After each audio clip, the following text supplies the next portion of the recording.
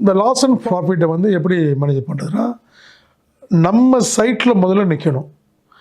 நம்ம அந்த லாஸ் வரதை வந்து மேனேஜ் பண்ணுறதுக்கு அந்த வேலை நுணுக்கங்கள் நமக்கு தெரிஞ்சிருந்தால் மட்டும்தான் அந்த லாஸை வந்து சரிக்கிட முடியும். ப்ராஃபிட் வரும் பொழுதும் நம்ம கம்மியாக தான் ப்ராஃபிட் வரும். அதிகபட்சம் 10% மேலே கன்ஸ்ட்ரக்ஷனில் ப்ராஃபிட் இருக்காது. அதை லாஸ் ஆகாமல் செய்யணுன்னா எவ்ரி வீக் 2 times நம்ம சைட் விசிட் பண்ணணும். அந்த மண்டே மீட்டிங் போடணும். ஒரு ஃப்ளோரும் ஏறி இறங்கணும்.